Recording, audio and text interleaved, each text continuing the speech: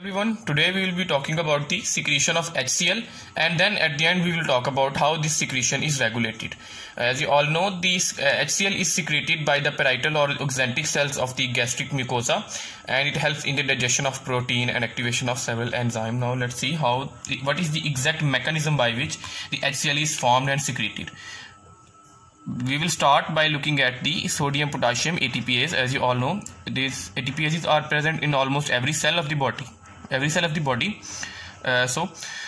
of all, the sodium potassium ATPases, they will pump the potassium into the cell and sodium out of the cell and use ATP, of course.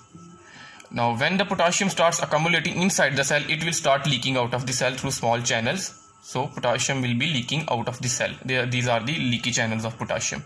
Now let's start with the secretion of HCl. As you all know, every cell of the body has water in large quantities. So here water will break down into H positive and hydroxyl. First of all, we'll talk about the what will happen with the hydrogen ion, and then we'll talk about the hydroxyl. First of all, these hydrogen ions will be pumped out of the cell. These hydrogen ions will be pumped out of the cell in exchange for the potassium. Now, as the potassium is accumulating inside the lumen, this potassium will want to go inside the cell, and the hydrogen that is accumulating inside the cell will want to go out of the cell. So potassium will be pumped inside, and the hydrogen will be pumped outside the cell. Now we are done with the secretion of the hydrogen ions. Let's see what will happen with the hydroxyl ion. These hydroxyl ions, they will combine with carbon dioxide. They will combine with carbon dioxide in the cell and form the bicarbonate ion. Carbon dioxide is present in almost every cell of the body. Okay, now the bicarbonate ion. Now these bicarbonate ions need to be secreted inside the extracellular fluid through the basolateral membrane of the cell. Now this secretion, or you can say this pumping of the bicarbonate ion, occurs along with the movement of chloride ion inside the cell. Now remember that in case of renal physiology and also in GIT, that bicarbonate ion almost always moves along with the chloride ion. Bicarbonate ion will move out and chloride ion will be pumped inside the cell.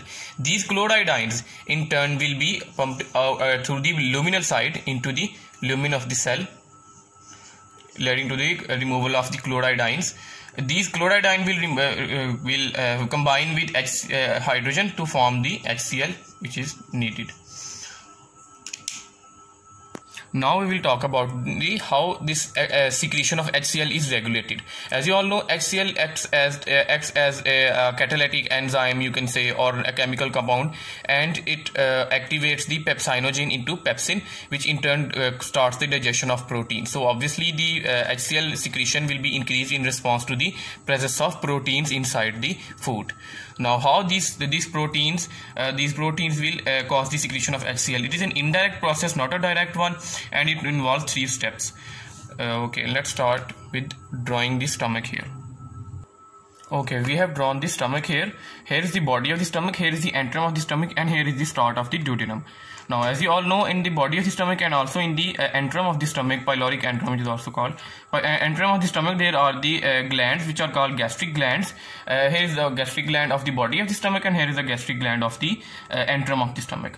Now, when the food particles which contain proteins reach the antrum of the stomach, they stimulate the cells called G cells. There are G cells. Along with other cells, there are a lot of cells present, which mainly the mucus secreting cells are present in the antrum of the stomach. G cells are stimulated by the presence of proteins in the food. These proteins stimulate the G cell, which in turn secretes the hormone which is called gastrin.